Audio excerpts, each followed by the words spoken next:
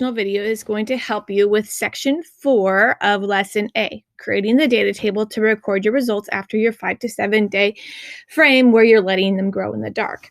So let's start with the end in mind. So brace yourselves. These pictures could be gross to a weak stomach.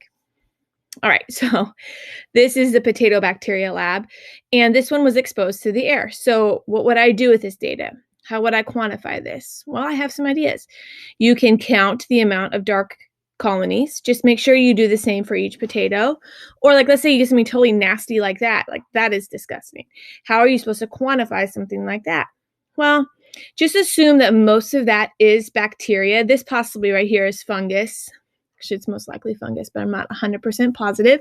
So let's pretend that it is. And just this area right here, or we'll say just for ease right here, is bacteria. I'd say about 45% is covered in bacteria. So that would be the quantitative data that I would use. So I'm suggesting that you count bacterial colonies if possible. And if that's overwhelming, you could do a percent coverage of your potato in bacteria. So you open up a Google Doc, insert table, and I want data for all 4 potatoes. I want qualitative and quantitative data. So I want to have 4 rows, 1 for each potato and a title, and then qualitative data, quantitative data, like that. So right here, I put potato location. Okay, the potato number doesn't matter anymore. The location is what matters. So this will be my control setup. This will be my location A. So let's say it's my, I'm just making this up, kitchen floor, fridge handle, and let's say this could be my sink handle. All right. Then here, I'm going to have my quantitative data. So I really can't title this unless I have data. So this would be where I'm just going to put my quantitative data. I don't want you to write that. I want you to write what you're actually counting. And over here, my qualitative data will be in picture form.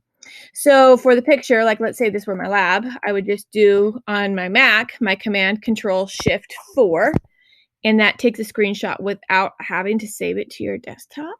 I use that multiple times every day. I go to my data table and I would put my picture in here. And then for this one, for let's say this were my lab, I would do percent of potato covered in this case, I would put 45%. All right, so you might want to get an opinion from other family members just so it's not used, so you get other subjective ideas on what percent coverage it would be and see if they match yours. They most likely will be within a few percents of your prediction. All right, so that's what you have to do. And then you would upload this to lesson C, but all you have to do right now is just create your location where you're going to put your data. So you don't even need that. You can keep the word picture there because that's where your picture will go, but until you get your results, you cannot fill in that column.